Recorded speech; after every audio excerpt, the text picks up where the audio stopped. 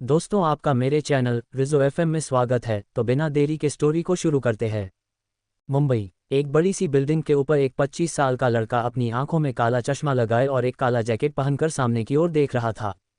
इसी समय उसके पीछे एक आदमी आया और फिर उसने कहा, बॉस, सब काम पूरा हो गया है। इस पर उस सामने वाले आदमी ने कहा, ठीक है, अब तुम जा सकते हो। अब मैं कुछ समय के लिए मुंबई से बाहर जा रहा हूँ। मेरे जाने के बाद यहाँ सब कुछ तुम्हारे ऊपर है। अगर कुछ इमरजेंसी आए तो इस नंबर पर कॉल करना। याद रहे, ये नंबर तुम्हारे अलावा किसी और के पास नहीं जाना चाहिए। ये कहने के बाद उस 25 साल के लड़के ने एक कागज़ का टुकड़ा अपने पीछे खड़े आदमी को दे दिया। जी बॉस, ये कहते हुए उस दूसरे आदमी ने भी उस लड़के के हाथ से वह कागज़ ले लिया और उस नंबर को संभालकर अपनी जेब में रख लिया। इसके बाद उस लड़के ने कहा, अब तुम जा सकते हो। ये कहने के बाद वह लड़का मुड़ा और वापस उस बिल्डिंग से सामने की ओर देखने लगा। 2 दिनों के बाद दिल्ली एयरपोर्ट, एक लड़का अपने चेहरे पर एक बड़ी सी स्माइल के साथ एयरपोर्ट से बाहर निकला। अपने सामने का नज़ारा देखते हुए उस लड़के ने कहा, 10 साल हो गए हैं मुझे यहाँ से हुए। पता नहीं अब ये शहर कैसा होगा। उम्मीद करता हूँ कि सब कुछ पहले जैसा ही हो, ज़्यादा कुछ ना बदला हो। ये लड़का आहान था। आहान ने इस समय एक पुरानी नीले रंग की फुल शर्ट पहनी हुई थी जिसका रंग उड़ा हुआ था। साथ ही उसने एक पुरानी सी ग्रे कलर की पेंट पहनी हुई थी। साथ ही उसने अपने पैरों में पुराने जूते पहन रखे थे। आहान एक सिंपल लड़के की तरह दिख रहा था। उसने अपने कंधे पर एक बैग लटकाया हुआ था जिसमें ज़्यादा सामान नहीं था। आहान जल्द ही उस एयरपोर्ट से बाहर आया और फिर उसने सड़क के पास एक ऑटो रुकवाए और फिर वह उस ऑटो में बैठ गया। ऑटो वाले ने पूछा, हाँ भैया, कहाँ जाना है? भैया, मुझे स्टेशन के पास वाले गांधीनगर के पास जाना है। आहान ने कहा, ठीक है। इसके बाद ऑटो वाले ने मीटर चालू किया और फिर ऑटो गांधीनगर की ओर निकल पड़ा। कुछ समय तक चलने के बाद ऑटो एक चौराहे पर सिग्नल के पास आकर रुक गई। सामने रेड लाइट जल रही थी जिसके कारण ऑटो को रुकना पड़ा। इस समय आहान इधर उधर देख रहा था। तभी वहां पर उसने देखा कि आगे एक जगह पर बहुत ज़्यादा भीड़ जमा हो रही थी। ये देखकर आहान ने कहा, वहां पर क्या हो रहा है?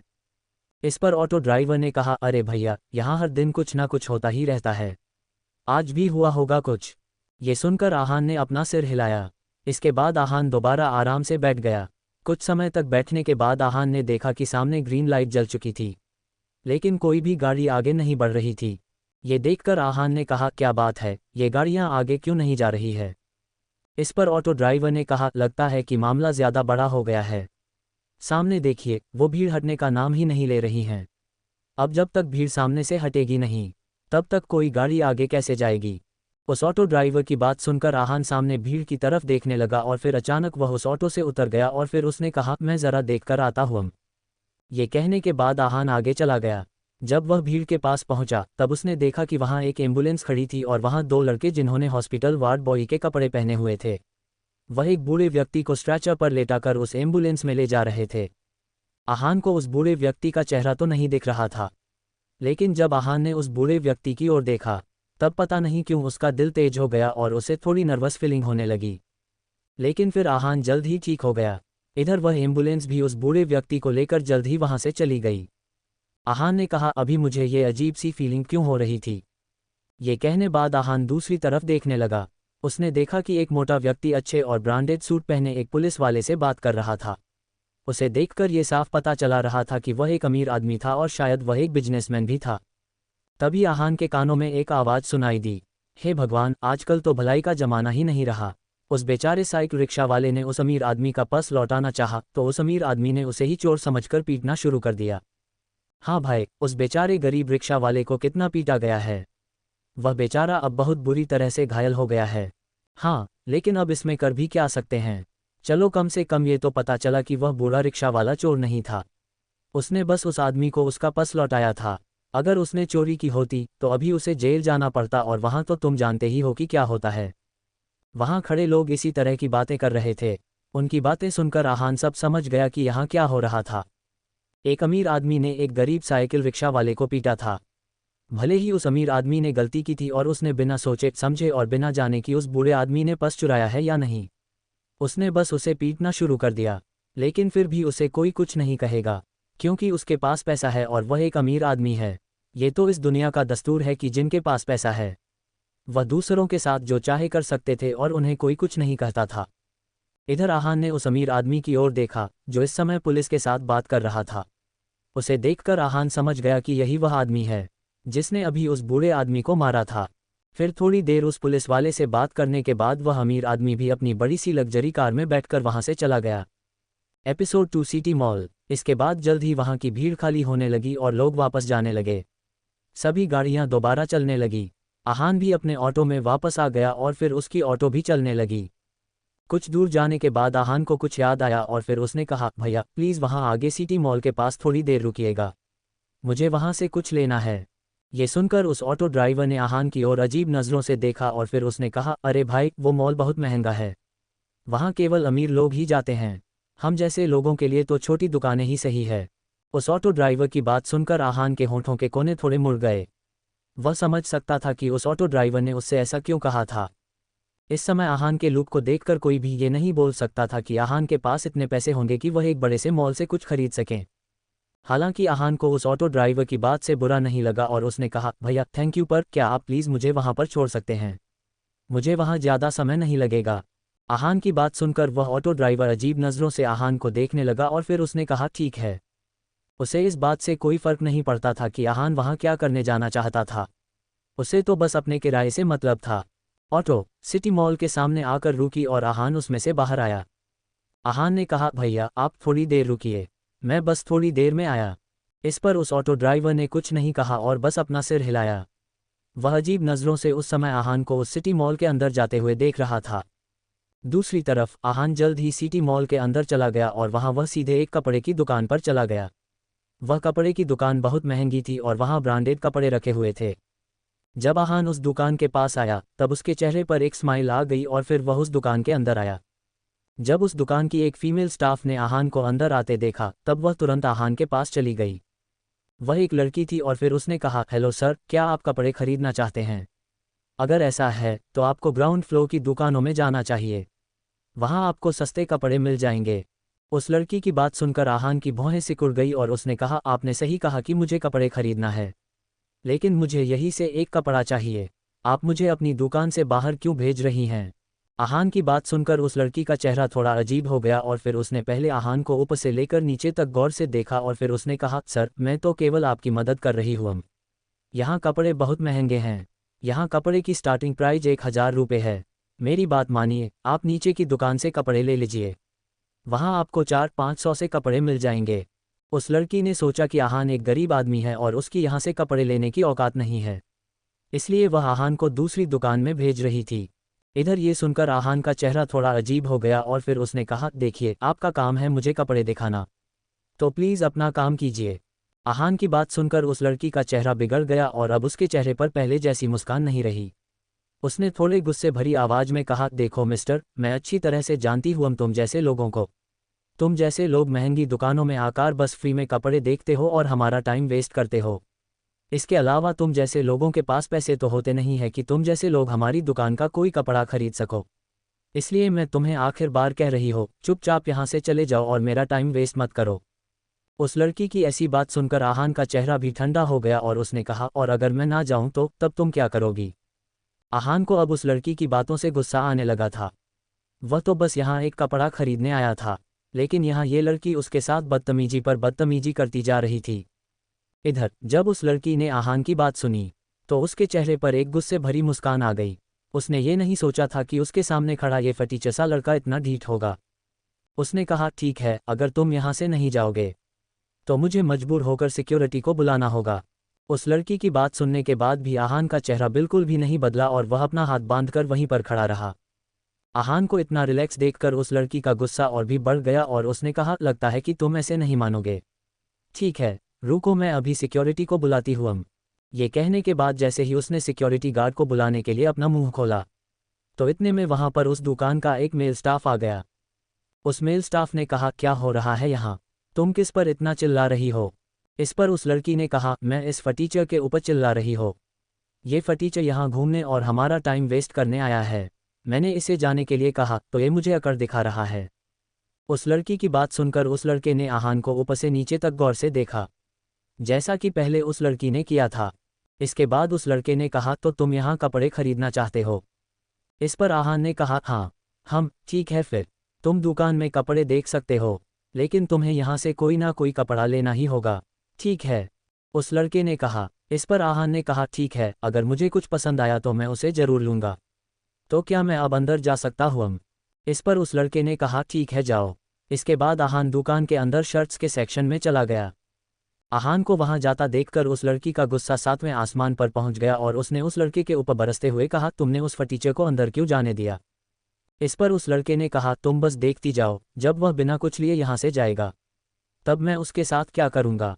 उस समय मैं उसे ऐसा सबक सिखाऊंगा जिसे वह जिंदगी भर याद रखेगा और फिर दोबारा भूल कर भी यहाँ कभी वापस नहीं आएगा।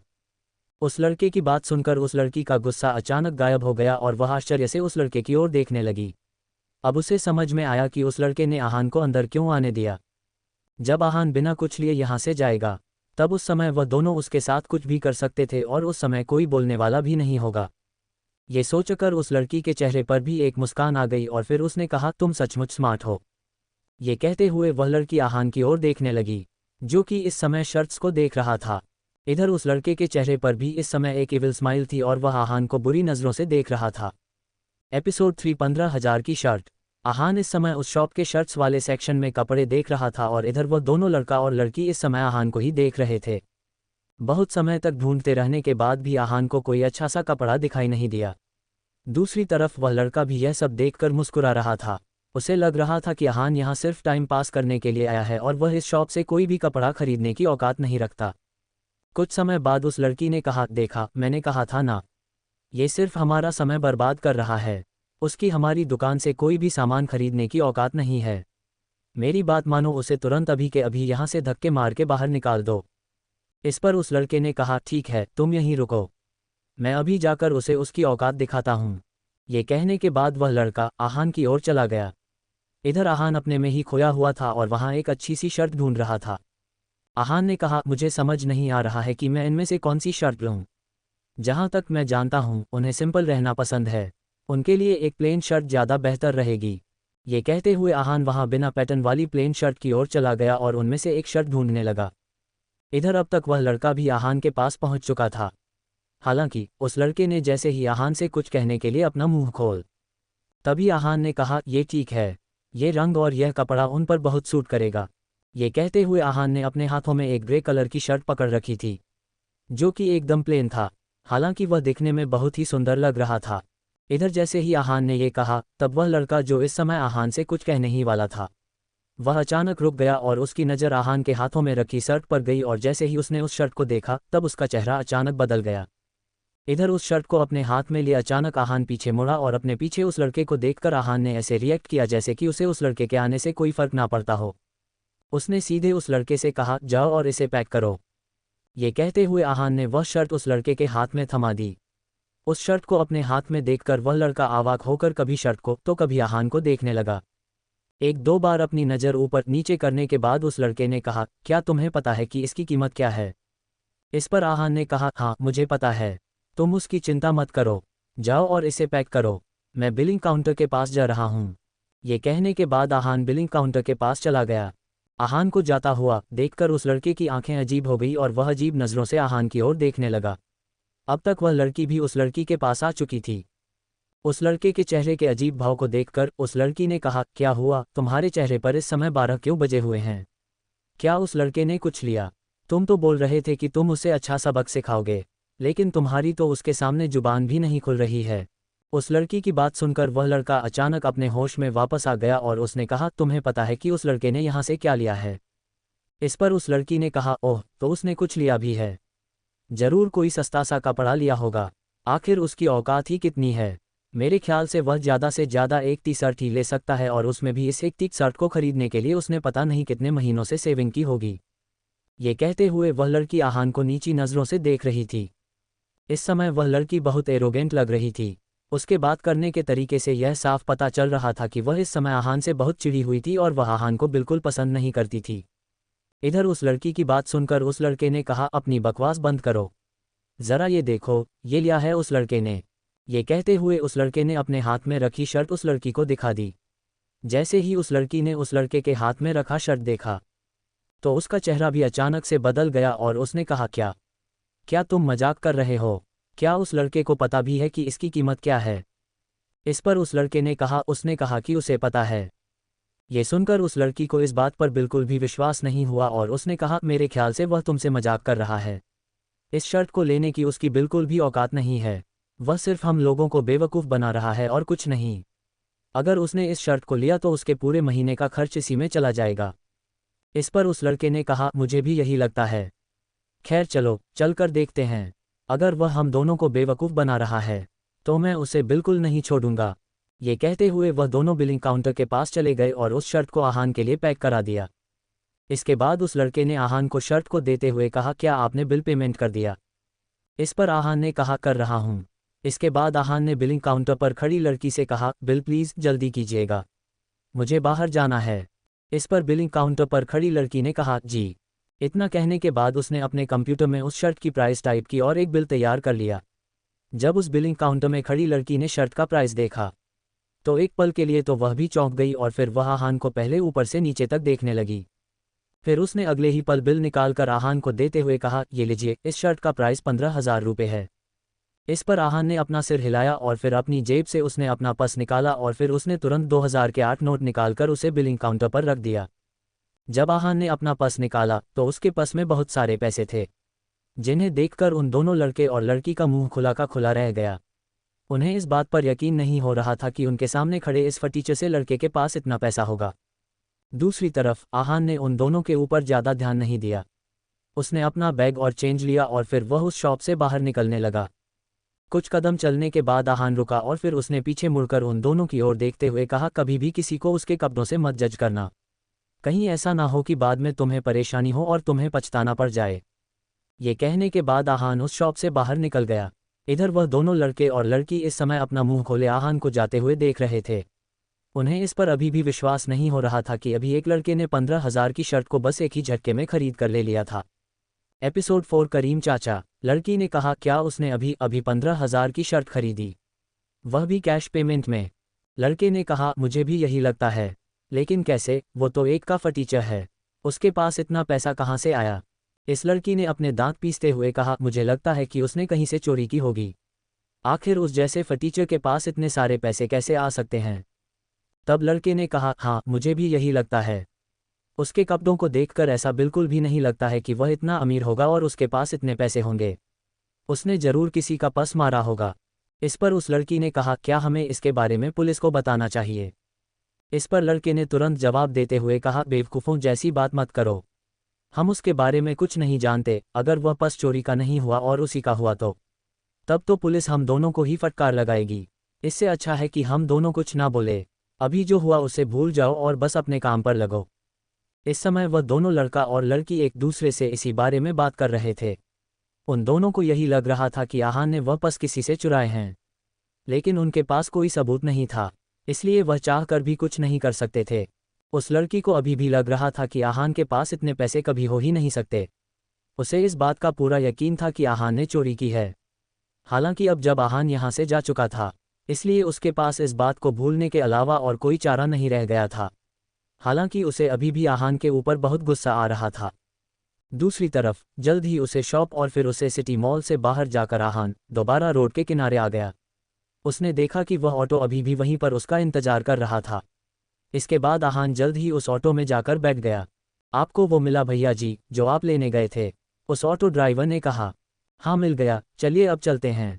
इस पर उस ऑटो ड्राइवर ने कुछ नहीं कहा और फिर तुरंत उसने अपनी ऑटो चालू कर ली और फिर वह चलने लगा। रास्ते में उस ऑटो ड्राइवर ने कहा, तो आप क्या लेने गए थे? इस पर आहान ने कहा, बस एक शर्ट। अच्छा, लगता है कि आप यहाँ आए हैं, क्योंकि मैंने आपको पहले यहाँ कभी नहीं देखा, उस ऑटो ड्राइवर ने कहा। इस पर आहान ने कहा, नहीं मैं यहीं से हूँ, बस बात इतनी सी है कि मैं पिछले 10 साल से कहीं और था और 10 साल बाद यहाँ वापस आया हूँ। ओह, ऑटो ड्राइवर ने कहा। इसके बाद जल्द ही एक दूसरे से बातें करते हुए उनकी ऑटो स्टेशन के पास गांधीनगर में आकर रुक गई। ऑटो से उतरते हुए आहान ने कहा, कितना हुआ भैया? जी 50 रुपये, उस ऑटो ड्राइवर ने कहा। इस पर आहान ने तुरंत पैसे निकाले और उसे उस ऑटो ड्राइवर को दे दिए। इसके बाद वह ऑटो ड्राइवर वहां से चला गया। अब तक आहान मुड़ चुका था और वह अपने सामने गांधीनगर की ओर देख रहा था। आहान ने कहा, 10 साल हो चुके हैं, मुझे उम्मीद है कि अब भी सब कुछ पहले जैसा ही होगा। पिताजी, मैं अब वापस आ गया हूँ, उम्मीद करता हूँ कि आप अभी भी ठीक होंगे। ये कहते हुए आहान की आंखों में पुरानी यादें ताज़ा हो गई। आज से लगभग 10 साल पहले एक घटना के कारण आहान को दिल्ली से भागना पड़ा था और अब पूरे 10 साल बाद वह अपने घर अपने पिताजी के पास वापस आया था। इस समय उसकी आंखें भावनाओं से भरी हुई थी। वह इस समय अपने पिता को देखने के लिए बहुत उत्सुक था। साथ ही उसे हल्का सा डर भी लग रहा था। इसके बाद आहान जल्द ही अंदर चला गया। लगभग 2 से 3 गली से गुजरने के बाद आहान एक छोटे से मकान के पास पहुंचा। यह मकान बहुत छोटा था और इसके ऊपर सीट की चादर बिछी हुई थी। उस घर को देखते हुए आहान की यादें ताज़ा हो गई और वह उस पल को याद करने लगा जब वह छोटा था और इस घर में अपने पिता और अपने भाइयों के साथ रहा करता था। कुछ समय तक उस पल को याद करने के बाद आहान की आंखों में अचानक आंसू आ गए। उसने अपने आंखों से आंसू को पोंछते हुए उस घर की ओर चलना शुरू किया।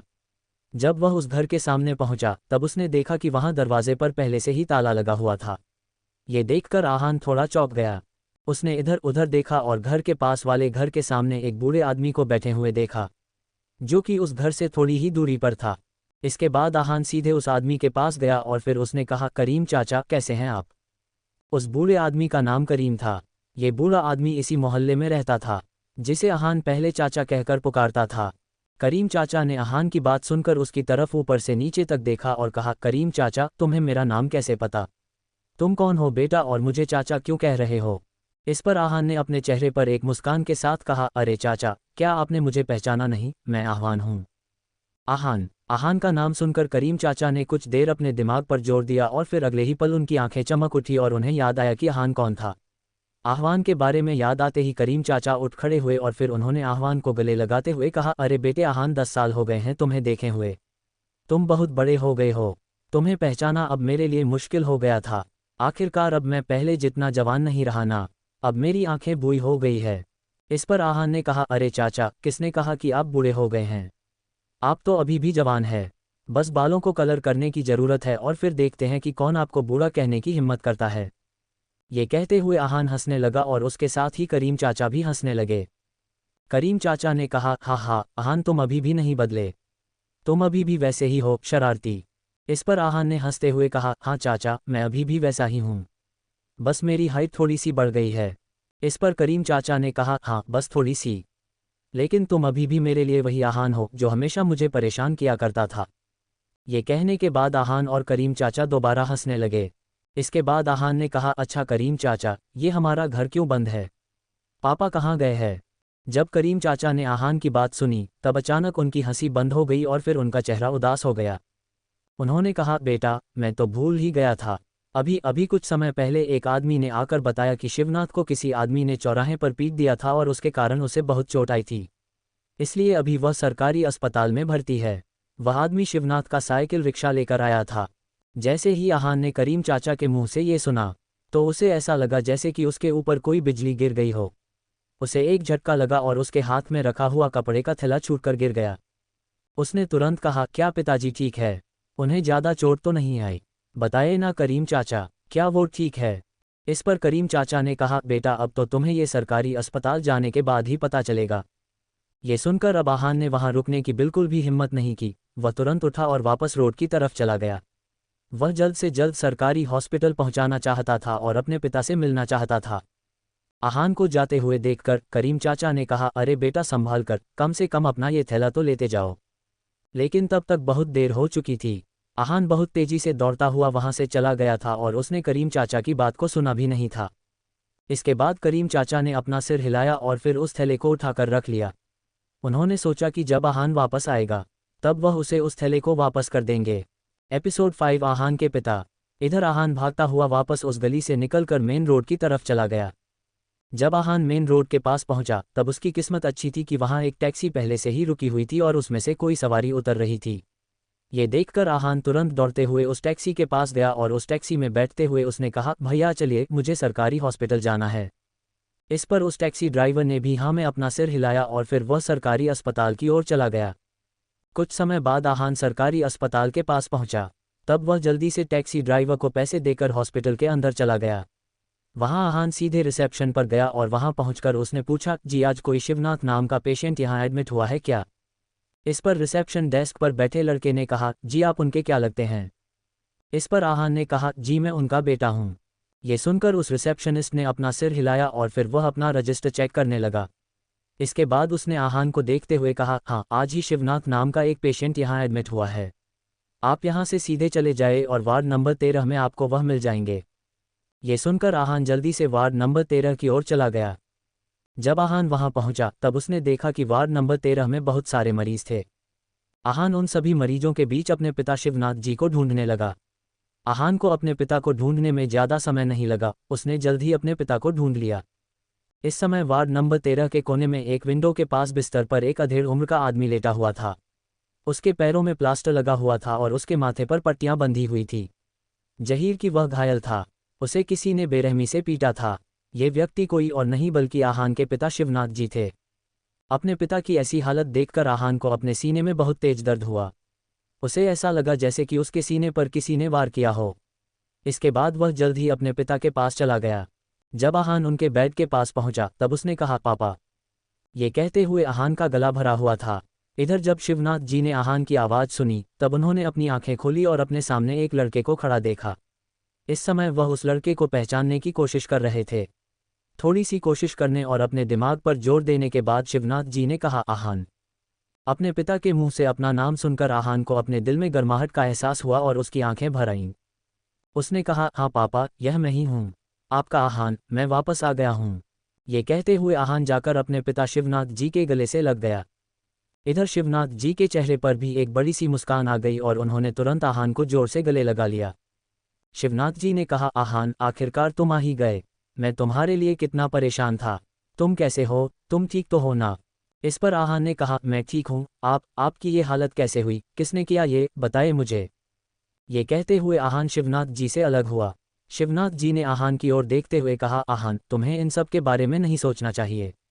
इतने दिनों बाद तुम वापस आए हो, कम से कम मुझे तुम्हें जी भर के लिए देख तो लेने दो।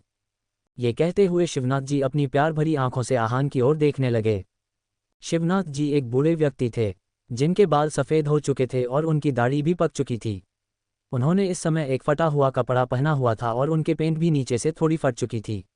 हालांकि इस समय उनके पैरों में प्लास्टर लगा हुआ था, लेकिन फिर भी उनके कपड़ों को देखकर कोई भी बता सकता था कि उनके कपड़े बहुत पुराने थे।